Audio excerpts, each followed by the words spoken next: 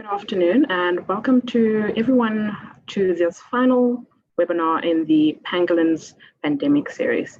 I'd like to say a special welcome to all of our new and maybe first time participants, and a sincere welcome to our enthusiasts that have followed the series through.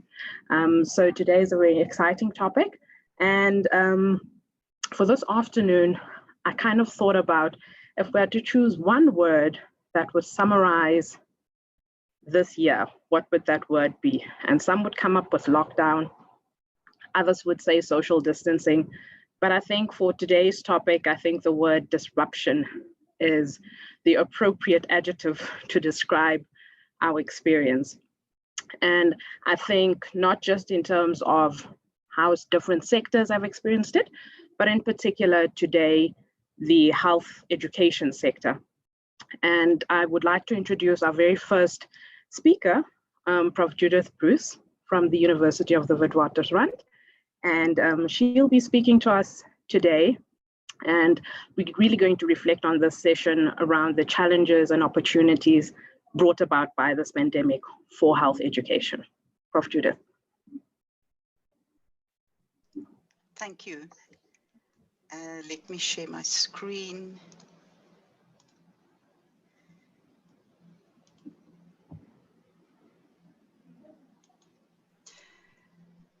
Good afternoon, colleagues. It's really a pleasure for me to participate in this, and my task this afternoon is really to give you an overview and to shape a context for health sciences education during the pandemic, and also to share some of my personal experiences from a WITS perspective, including some general perspectives this afternoon. So here we go. I want to apologize in advance if I speak too fast. I'm very mindful of the time, and I want to leave as much time as possible for questions and answers.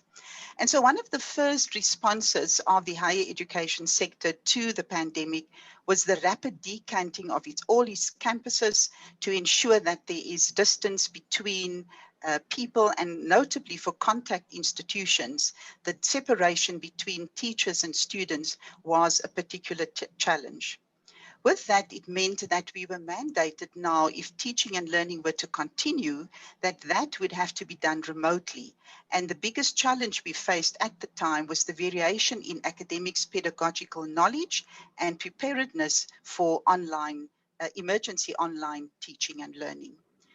There's no doubt that the academic year was shortened, but the biggest challenge was actually the compression of learning time for the students to complete their academic year.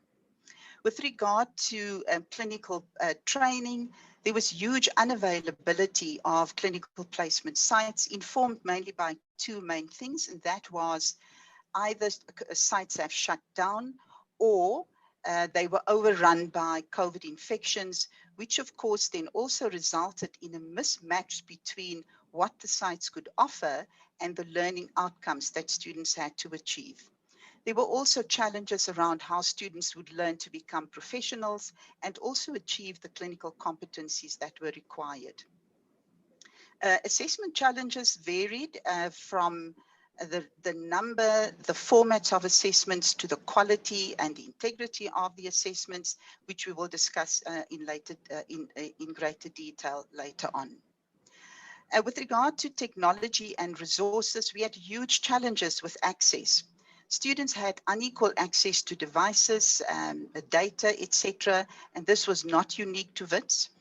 The students had no access due to the lockdown to suitable study spaces and other forms of learning material and opportunities.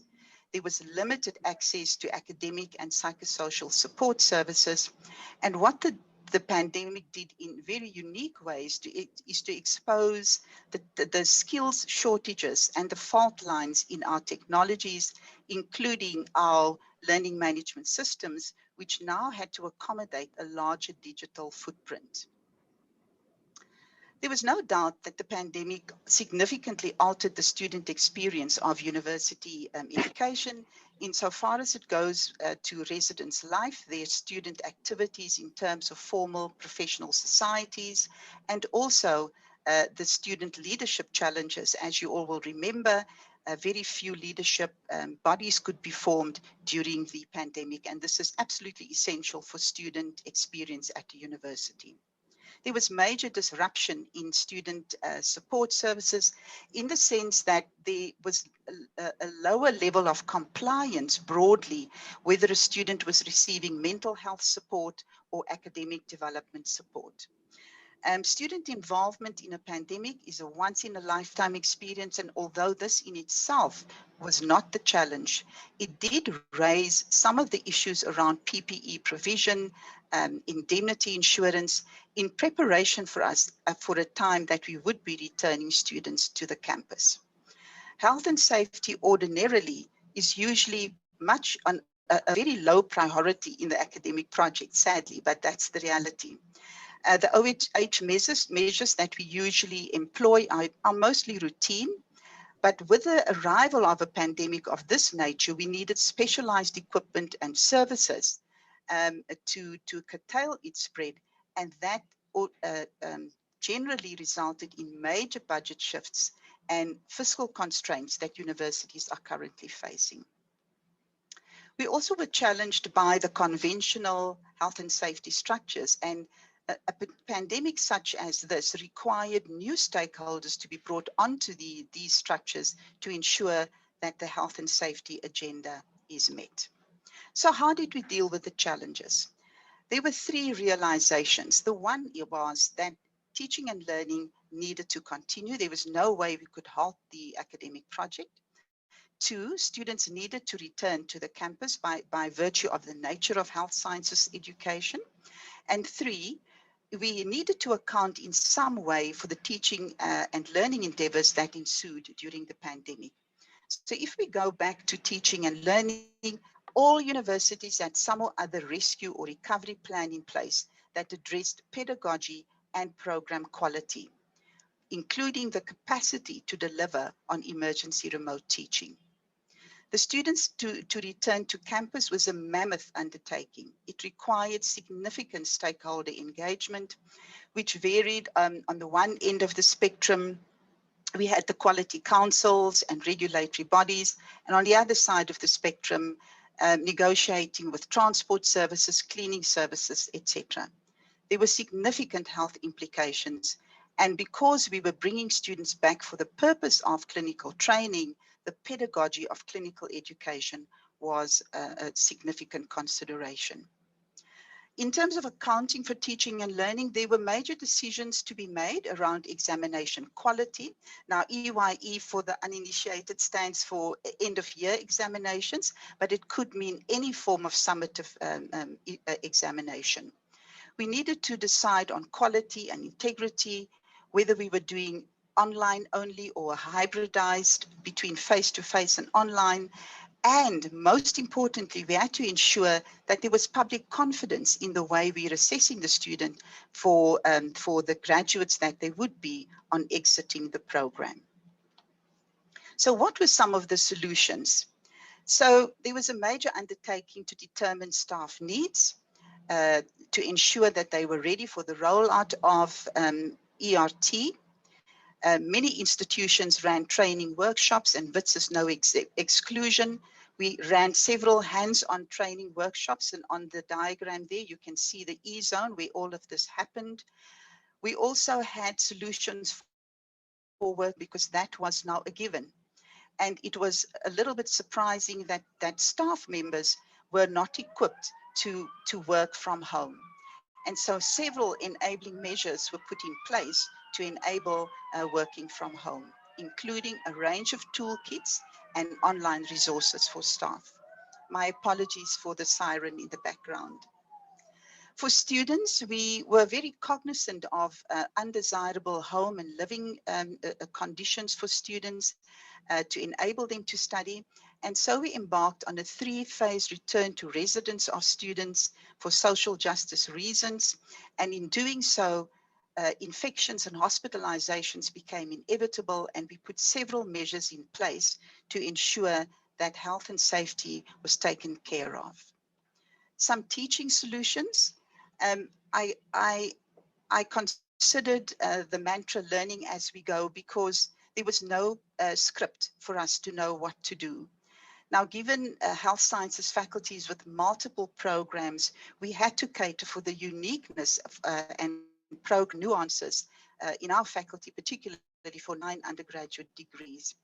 And what we did in this regard is really to develop broad principles and guidelines for academics to enable course adjustments and modify the their assessments, and also provide a forum or spaces where they could share and test their idea with senior faculty members. Now, even though students were supposedly back on campus, we didn't have them back in big classes and continued with online learning for our theory and content subjects, with some face-to-face interaction for clinical tutorials, dissections, etc. Here there was no negotiation on health and safety measures, and we were almost dictatorial to ensure that staff and students complied with health and safety. We also required of our academics to be critical and reflective about their assessment decisions, considering high versus low stakes assessments, and also whether or not human proctoring or other forms of software proctoring will be implemented. So what were the lessons that we learned? Well, the pandemic really showed us the profound connectedness between the different entities to deliver on the academic project. It was very evident that there was a clear education ecosystem with multiple subsystems, with its interaction being largely, and this is my experience, consultative, collaborative, open communication, interprofessional, and the like. The pandemic also revealed to us the power of the human spirit. There was certainly a newfound resilience and agency among staff and students, and without that, we would not have accomplished what we had during the pandemic. In a strange way, the pandemic also exposed the deep inequalities in our diverse student body. Some staff moved from awareness, a level of awareness, to a better or improved responsiveness. Now, although this is not, it's surprising, it isn't a bad lesson, because I believe that if we are complacent in our understanding of the inequalities, we will be complacent in our responses as well. The pandemic also exposed the weak spots in our assessment, the soft underbelly, and there was definite swing of mistrust towards the students. And it was very clear that academics could no longer trust students or had less trust in students during online assessments.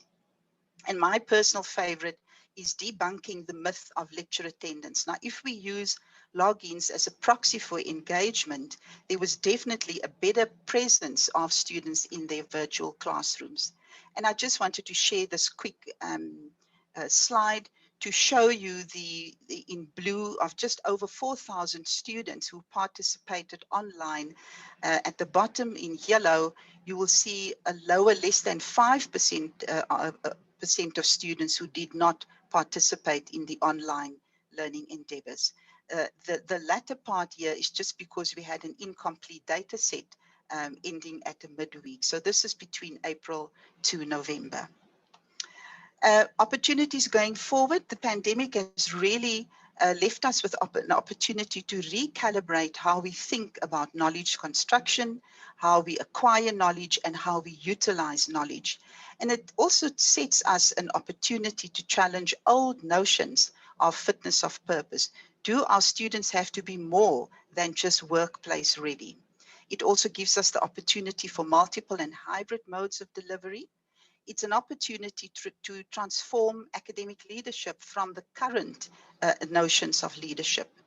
We need leaders in a pandemic environment who are agile, encompassing, and with a global mindset, rather than having leadership attached to a particular position. A distributed model of leadership would be preferred. We also have the opportunity to leverage the human spirit dimension, which shows leaders with measured compassion and support. And this was pretty evident during the pandemic. And lastly, there's an opportunity for us to create what I'd like to call a new culture of sustainability, We have to foreground university support systems, building linkages to success rather than failure or support. And in this way, we would be more sustainable. There's also an opportunity, finally, to build a cumulative wisdom. And we can do this by nurturing and mentoring and ensure career envisioning for our upcoming and young emerging academic leaders that will stand us in good stead in the next pandemic. Colleagues, this is my story. If I have raised more questions than answers, then I have accomplished my task. Thank you for listening. Thank you so much, Prof. Judith. So it kind of leaves me with this article that I've read where I quote, it said that when you face disruption of the order of this magnitude, it forces you to rethink about the principles by which we preserve the very essence of our work.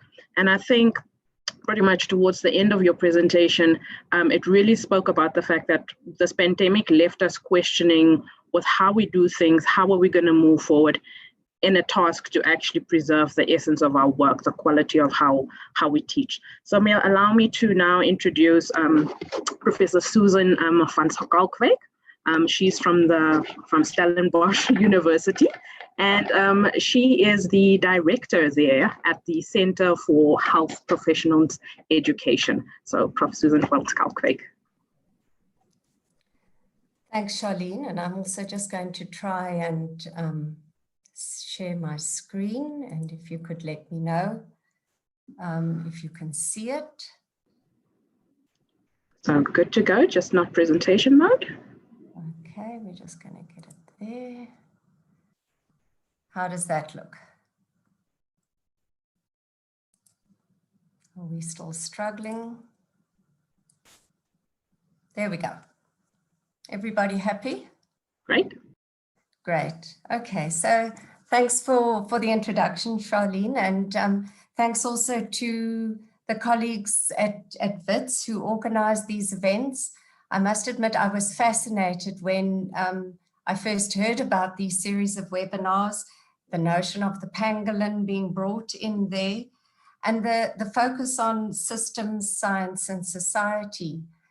And what really excited me when Janus first contacted me was the fact that through all of this, there is also today's focus on education. So the series has also been framed as a critical engagement series. And so I hope that in these few moments, I'll just give you a few ideas from Stellenbosch, from the Faculty of Medicine and Health Sciences where I work, that will foster this sort of critical engagement, and really just essentially a snapshot. So just some thoughts on pangolins and pandemics. And here I really thought about how do we approach this conversation, and had a sense that maybe we could approach it in two different ways. On a philosophical level, and in the quote there, the pangolins' Fibonacci-like patterns evince the complexity of the crisis, the puzzles facing scientific experts, and the conundrums in all our human responses. That comes directly from the website that has been set up for this series of conversations. And there's a sense of really big issues in that single sentence: complexity, puzzles, and conundrums. So that might be one way that we could start thinking about the implications of what has happened to us in terms of education, particularly in the health sciences over the past year. But then there is, of course, the more pragmatic side, because essentially this has been our Tina moment. We really had no other alternative. So I'd like to start off by sharing with you just 4 little case studies, 4 snapshots of some of the things that we did on this pragmatic level, this sort of responding to Tina. And here I must really thank Professor Bruce, because she's provided such a lovely holistic perspective, given us really the full background, which is allowing me now to hone in just on these 4 specific cases. And then after that, perhaps come back to this more philosophical thinking about what this might mean for health sciences education going forward. So the first one relates to a response that we had for our 5th year students who, while our final year students were able to come back to Tygerberg Hospital actually quite soon into the lockdown, relatively speaking, the agreement with the Western Cape Department of Health was that none of our other students could come back to Tygerberg. And the way our program works is that the final 18 months of the MBCHB is one whole connected section. So we were very well aware of the fact that come late July, early August, we were going to have a huge problem with 5th year students who actually needed to go into their student intern phase.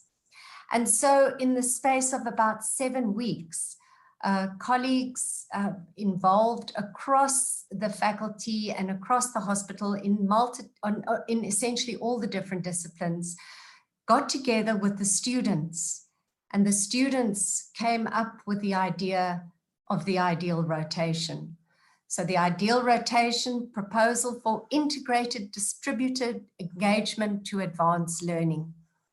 And the whole process was headed up by Prof Ian Cooper, former colleague of many of yours, I suspect. And what it basically boiled down to was that 252 5th year students were placed for 12 weeks across 18 complexes and with 30 individual health facilities. And I need to say here that we never had a module like this. So these students would have gone into the more conventional disciplinary rotation. So really starting from scratch in a sense. And we required an agreement, of course, with the health service to focus on service. And that the expectation would not be that they would have to teach the students. The students also made use of alternate days. So one day in the hospital and one day engaging with their learning.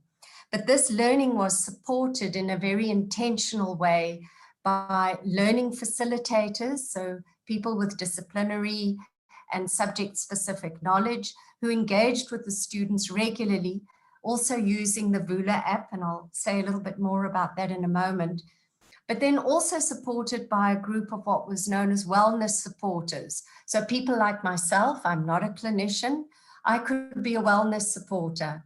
And I had 10 students allocated to me, and we would engage on a weekly basis through a journal process, which was not credit bearing, but really was another opportunity to touch base with the students who were, of course, distributed 2 or 3 of them in some quite far-flung places. So the reason I've headed this particular case study, build on what you have and what you know, is that I believe one of the reasons we were able to respond so very quickly in the case of the 5th year students was that we could draw on 10 years of research that we'd conducted with regards to our rural clinical school. And so that we had all this evidence to draw on, all this learning that had happened and been documented. And so maybe a first takeaway message is that in times like this, we need to use what we know. It was all sitting there.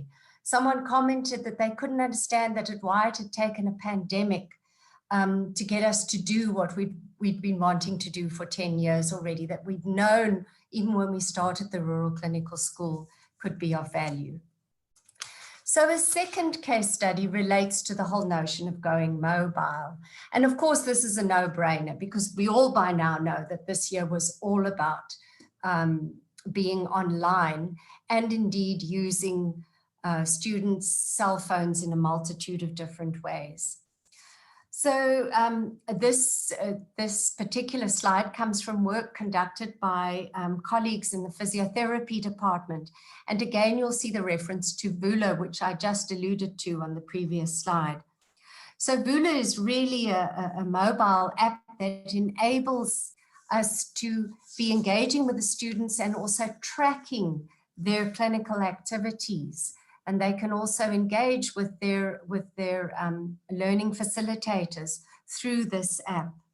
So the discussions about clinical exposure, of course, and again, Professor Bruce has mentioned this or alluded to this. That was the big concern. Okay, we can let the first to the third years or the first to the second years, depending which program you were talking about, we can get them engaged online. That's no problem. But what about the clinical? And amazingly innovative ways in which different academics across the different programs engaged with clinical sites to keep the clinical moving forward. But then the key issue was keeping in touch. And this is where things like the Vula app were able to track the clinical exposure and keep in contact with the students. So the takeaway message here was that in a funny and an unexpected way, what our colleagues found at physiotherapy was that by engaging with the students at the level, at the coalface essentially, they were gathering real world data that could inform curriculum renewal going forward. So an unexpected positive spin-off of actually having students at the sites, but engaging in the way they did, not only with their tutors there, but sending the information back essentially to the mothership, which could inform further curriculum renewal.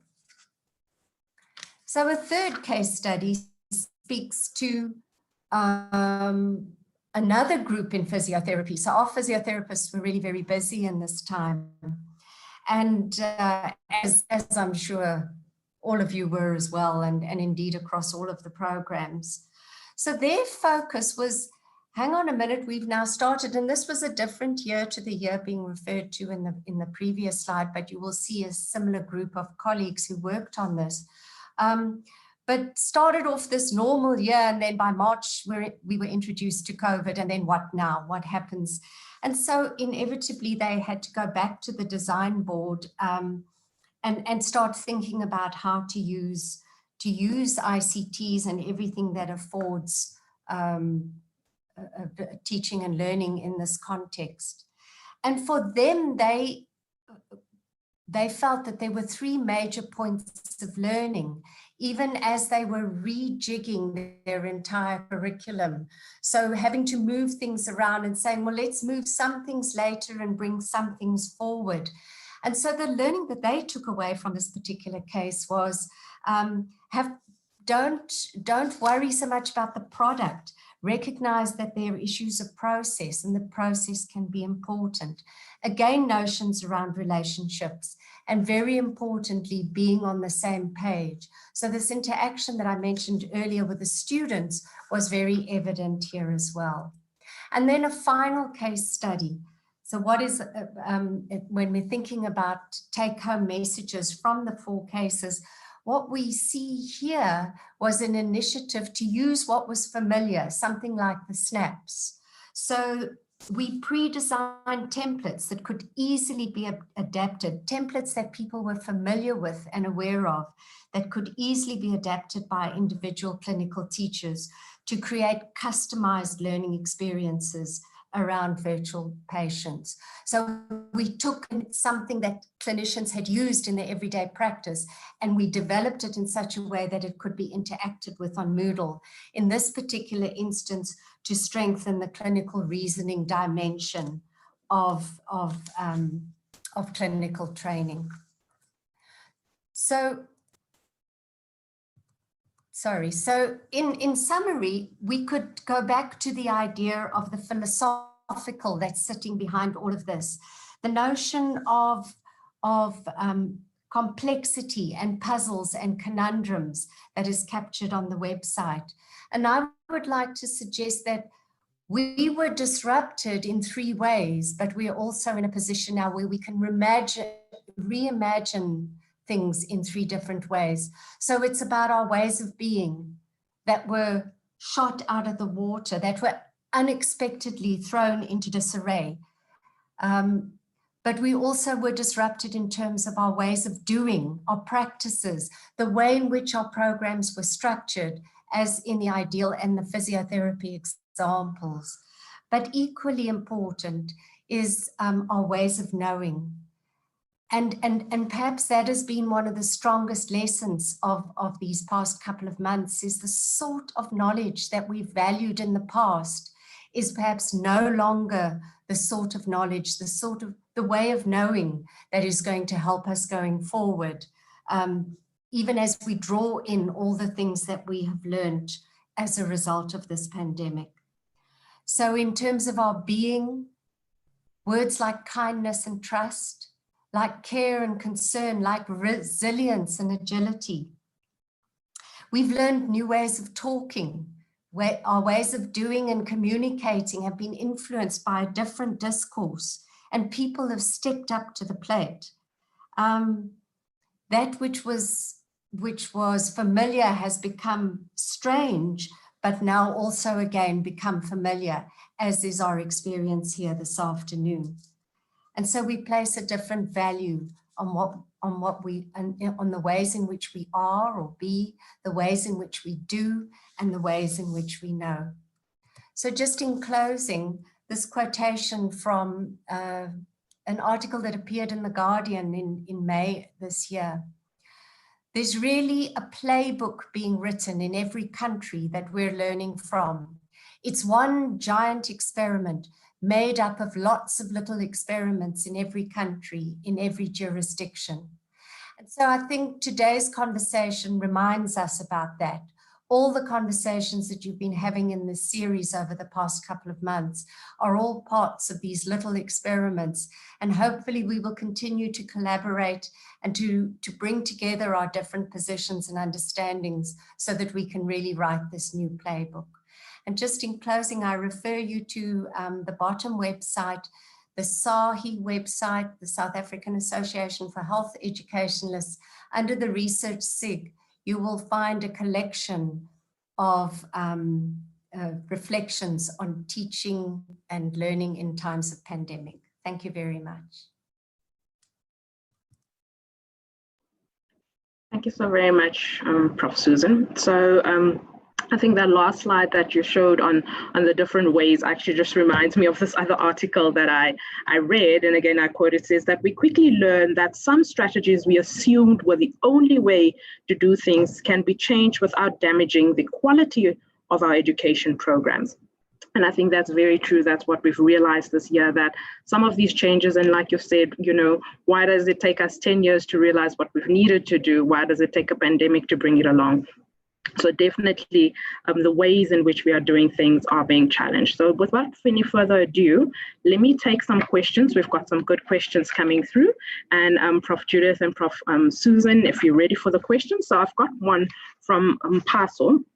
And she really wants to know how the sector funds were redirected or shifted to other tasks. And in particular, with the pandemic, there were mental health issues, you know, just for students and academics.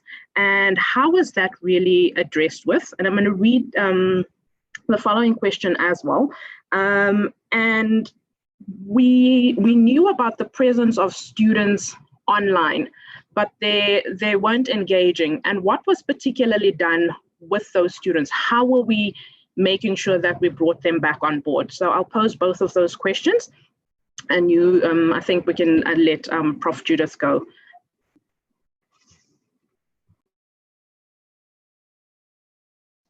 Thank you, Charlene. Let me begin with the student issues around mental health. Yes, there's no doubt that even the kinds of health, welfare and mental health support needed to go online. And we've really had staff working around the clock to ensure that they were accessible online for students. They were, and you also got to remember that being in a COVID environment brought new challenges and new anxieties to the student experience. And so there were several interventions. We also set up a COVID care line that would enable students to get support in that way. We also launched what is called the Ukutula app. And that app was designed for the student to manage themselves and to build their own resilience in issues that they find that they were not dealing with. And so there were several aspects that we needed to put in place. And no doubt, as the literature also tells us, and also from our own experience, there was a great need for an increased support for students and staff of their mental health during this time. The other question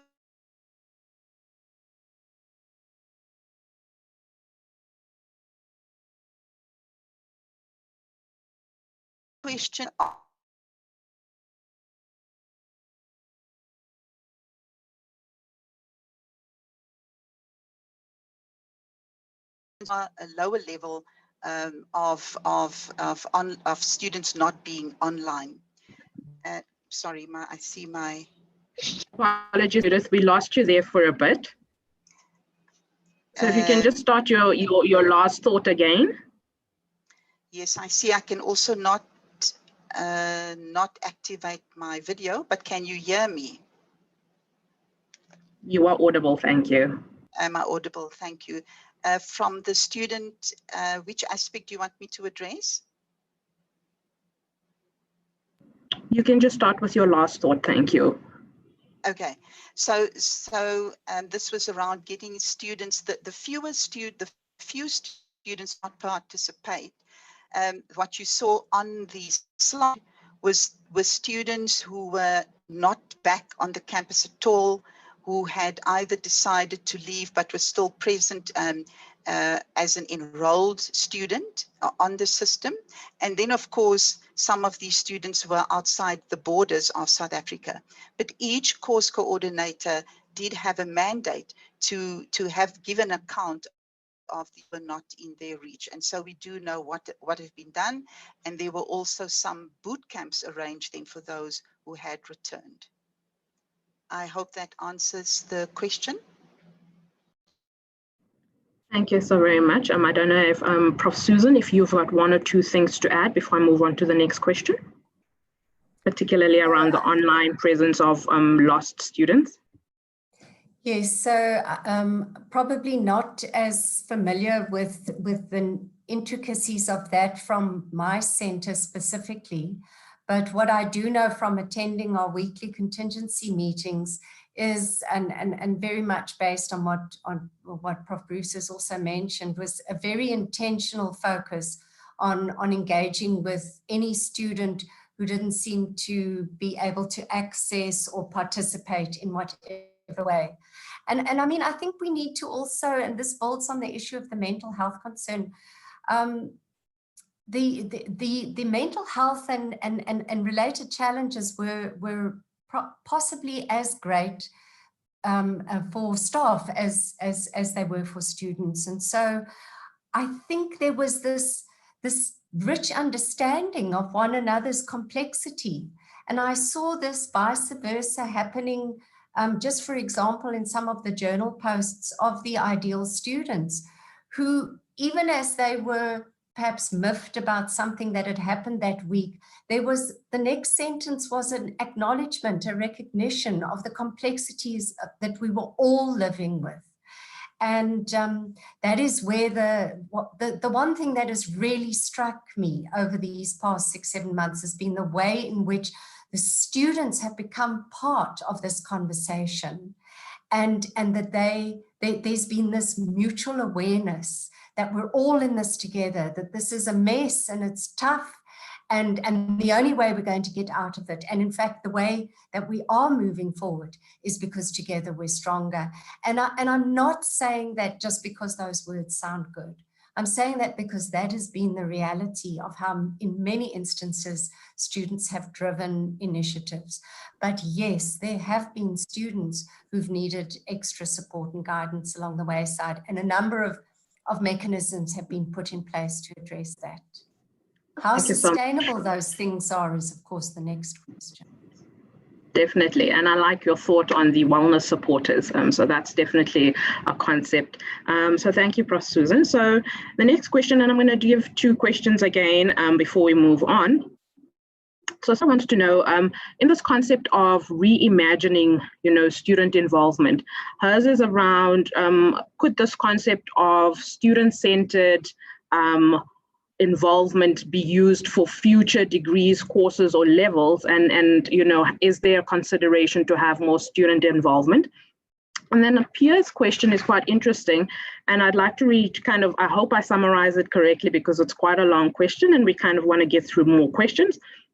But I think if I have to grasp the essence of his question is around the fact that COVID was a very unique concept, and how did this influence content? Has any of the institutions looked at the content that was taught during COVID? And were there any sort of notices made around the anti-science trends and powerful social media movements that came through? So we'll start with Prof. Susan, and then we'll move on to Prof. Judith, just 2 minutes each. Thank you. Okay, so I do know that WITS has made some amazing strides in this regard already. At our faculty, these are part of conversations, but I don't think we can claim per se to have thought at a more meta level about the implications of the pandemic. I think any changes that have been made to content in this period have been more pragmatic at nature. So how to deal in the wards, issues around PPE, issues around IPC, and so on and so forth.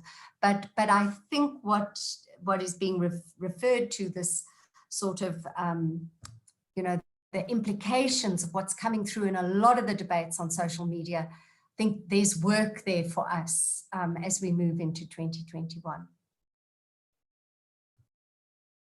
Prof. Judy? Yes, certainly. I would echo what Susan has just said, and definitely I think that is a space that we constantly need to keep our eyes on. And really it begins to raise the question about how we structure our interactions online. And I'm not privy to what goes on in the chat rooms and all of that during online learning interactions, but I would think, given the WITS context, that those kinds of really complex and issues that cause tension in the way we think and the ideas that we procreate are getting addressed in the content of our curricula. I want to pick up, if I may, on the student centeredness. I think with the pandemic, it bound people together around a common cause. And we can define that common cause in a variety of ways. I would say around surviving, whether it's surviving just the pandemic, whether it's surviving an academic year. I think students and staff and other stakeholders were bound by this common cause. And when you have that, we all work together in terms of to aspire to this goal and to reach a particular endpoint.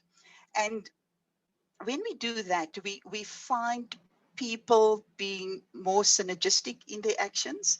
I mean, we all know that students are known for rising up, for uprising.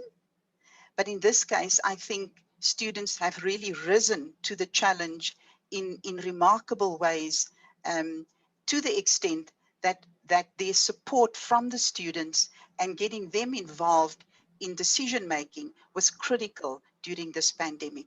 How sustainable it is going forward, I cannot guarantee that, but watch that space. Definitely. Thanks, many town halls later. Yes. Thank you. Thank you, Prof. Judith. So 2 more questions. And Shelley is asking around, what are the important differences between health-related and humanities forms of education?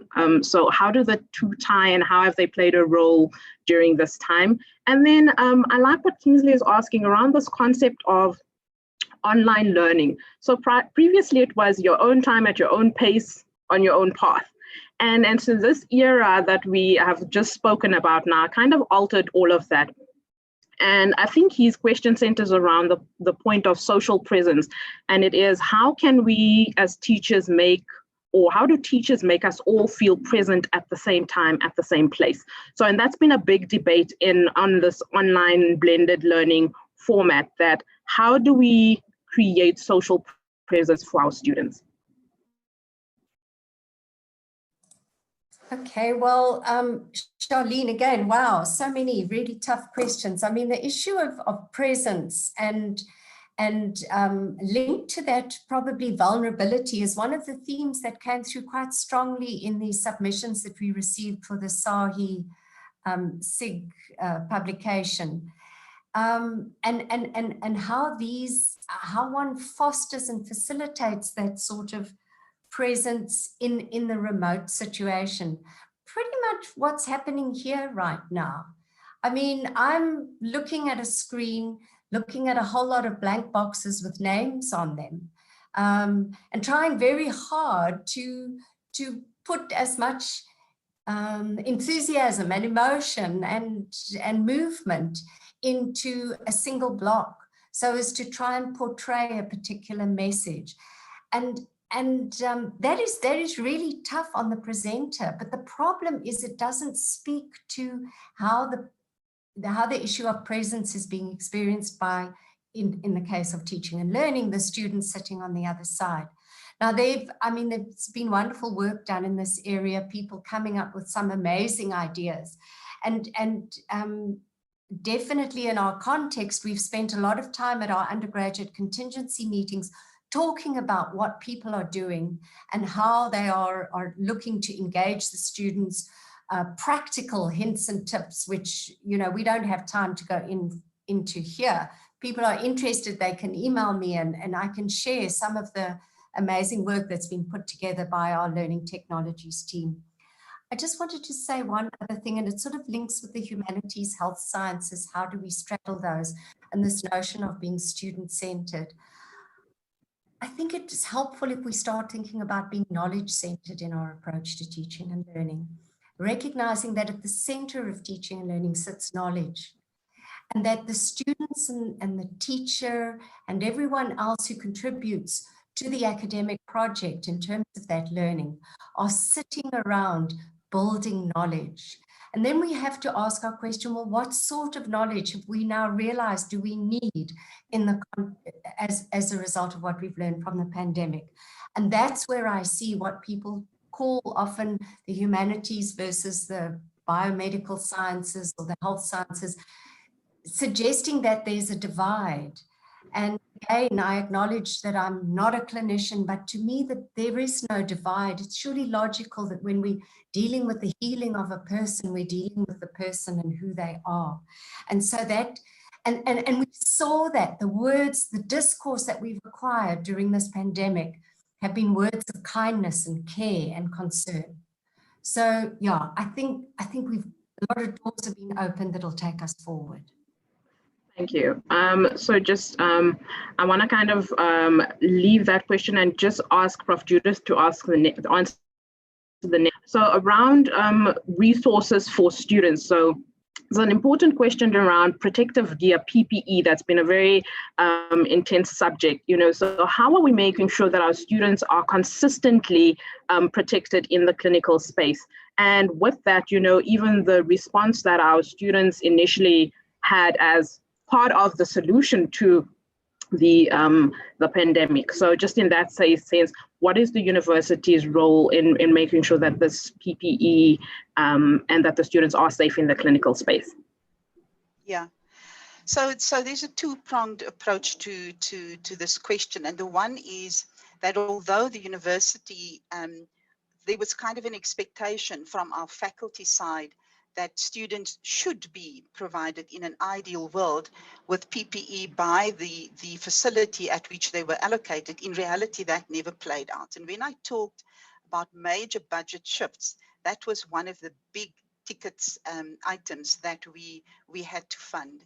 And the faculty went on a huge drive to acquire PPE for our students. Of course, there were different levels depending on what type of, so a pharmacy student, for example, would not get the same level of PPE as a nursing or a medical student, etc. But these were some of the measures that were put in place. And going forward into 2021, millions of rand have been set aside to ensure that that is sustainable for the following year as well. And then, of course, we have to acknowledge all the donations that faculties have received around the PPE drive. Thanks, Charlene. Yeah. Thank you so very much, Prof. Judith. And I think that's a very important concept that, you know, we're looking into 2021, obviously, because we've still got this wave coming. And I think that kind of takes me to the next question, where there's a question around it was quite surprising to note that how many academics were not particularly equipped to respond to this emergency online teaching. And what was the university's response? So we know eventually there was some technical equipment, but also things around Wi-Fi. So how are we making sure that there's a sustainable plan going forward, with universities maybe adopting now more a fully blended approach versus, you know, a casual approach to it? How are we making sure that this is sustainable going forward, given that we're not really sure where this pandemic is heading at this point in time? Yeah, Susan, do you want to go first? Okay. So yes, no, that's Charlene. That's definitely one of the directives that have been issued by the faculty. And so we're finding that academics, so what the COVID pandemic has done is actually helped us to put those primary foundational things in place for people to be able to continue teaching and learning online. And so going forward, we have, and I'm sure most faculties have done that, there are plans for a blended learning approach, and each faculty, each school within our faculty is required to put forward their plans, which will be open to discussion and definitely will become the mode of delivery going forward. It's not just about what they're going to blend, but how blending will happen and to what extent or which subjects or courses will lend itself to appropriate blending in an online environment. And so there are plans, and obviously this is work in progress, and we need to continuously monitor and go back and see how these plans work out eventually. Thank you. Thank you, Prof. Susan. Just a quick response. Yeah, I mean, obviously people were populated along a continuum in terms of their readiness for what happened. And there's nothing like a pandemic to give wings to innovative and creative academics who've just been waiting for the opportunity to throw off all the restrictions of a lot of the bureaucracy that characterize our institutions. So a lot of amazing, amazing things that were done, but also, of course, a large number of people who were close to traumatized on having to engage and do things in such a very different way. Here I have to say, and I saw this in Professor Bruce's slides as well, but an incredible response from the university as a whole, with ongoing webinars and support toolkits and whatever you needed was really made available to a very great extent. So yeah, and people learning from one another. That was the most exciting thing. Yeah, definitely. On that note, I think, you know, it was really that the onset of this pandemic was a real teachable moment for most health professions.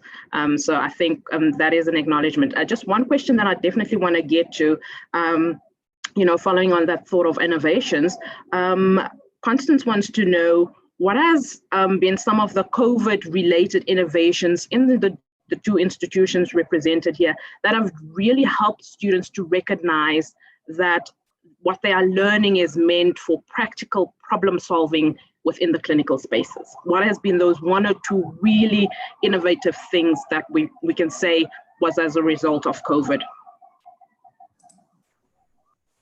Well, I think definitely just the ideal rotation is just one example of students being really in far-flung places on their own, having to engage and then critically reflect every day on what has happened in that day and how they've had to make their own decisions and really adopt a very adult approach, self-regulated approach to their learning. So that's just one example. Prof. Judith? Yeah, I think there were several innovations. I mean, I think of the Doctor app that's used in clinical medicine, and a very huge drive towards work-based assessments, which really helps students also to think critically about what they do in the real setting. And there's no other way to consider your responses when you're faced with reality. And certainly a lot of our debriefing sessions have shown that students have, in a very exciting way, have reached maturity far sooner than anticipated. And so I cannot give you further more detail around that, but definitely just in the way the students have responded in the clinical environment. Thank you so very much. I think my final thought as we kind of hit the hour is really about the fact that in most instances, and I think for most universities in South Africa, this pandemic has almost been seen as an accelerator for a change in medical school education in particular. And I just kind of want your responses just as a last concept for both Prof. Judith and Prof. Susan, just to kind of speak around the fact that in which ways has this accelerated some of those change concepts that maybe has been on documents for a very long time. And then we'll wrap it up. So maybe just to say that we mustn't underestimate the extent to which a lot of what has happened has been emergency and responsive. I think what will be crucial and critical going forward is that we slow down and take a breath and think about what we've learned from this emergency response and how we need to now perhaps in some instances go back and entrench it and immerse it and integrate it more effectively in our practices. But there's no doubt that curricula will not look the same going forward. Prof. Judith, and then there's just one more nice question. Thank you. Yeah, certainly I cannot go against what Susan has said. There's definitely no doubt that the curricula will change, but more importantly, we need to have to take the data that we have now and make sense of it. What has been useful, what has not been useful, because as we've just learned, this has been emergency, it's been reactive rather than proactive. And the dangerous thing I think we will do is to build curricula or new curricula on a reactive a set of values. And so I think going forward, there is now an opportunity for us to, the things we've long talked about, thematic curricula, concept-based curricula that straddle across disciplines and stop the silo teaching. And I really think that this will set that ball in motion far sooner rather than later. Thank you. Awesome. So just the last question to both Prof. Susan and Judith, and I'd give you guys each about 30 seconds to respond to it, is what has been the areas of deep uncertainties for the way ahead, and really the things that went wrong despite our efforts, because we've reflected on a lot of things, but what have been those one or two things that really went wrong despite all efforts, and the deep uncertainties as we're about to get ready for 2021? So I think in spite of all efforts, I suspect that there are some students who've been left behind in the process. One would hope fewer than you know, that it's not large numbers, but I think that is a reality. And I think we've still got to count the cost. We don't actually know what the cost is. I work mostly with postgraduate students. 4 of my students completely interrupted their study this year because they were involved in responding to the pandemic. I need to start all over again, building relationships with those students. They need to start all over again with their studies. So those are the sorts of things that we're going to have to be very cognizant of going forward. Thank you, Prof. Judith. Last word. So I'm hugely, well, maybe a concern, but I'm hugely uncertain about the suitability of some of our students to become health professionals. And I think it has to do with the revelation of the moral compass that many of our students have or don't have.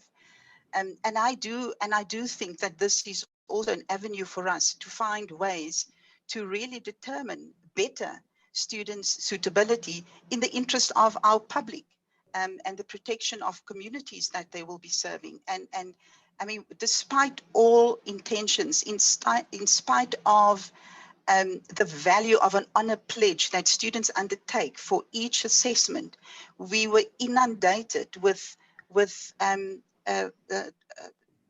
plagiarism, cheating online. And for me, that is hugely concerning. And despite all efforts, that is still going on. And our legal department, of course, is being kept very busy because we do not take those breaches very lightly.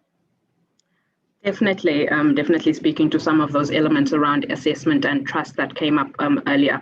I want to thank very much for this afternoon. We unfortunately are spent for time.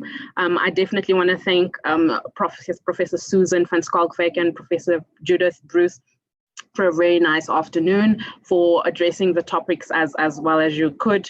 And definitely to the Department of Family Medicine and Primary Care under the leadership of Professor Richard Cook. Thank you for this opportunity. Thank you for the webinar series. I do want to just direct our participants to the website. You'll find all 11 of this webinar series. You'll find all of the 11 podcasts there for viewing. Please use them, take this discussion further. And in addition to that, please use them for further teaching opportunities.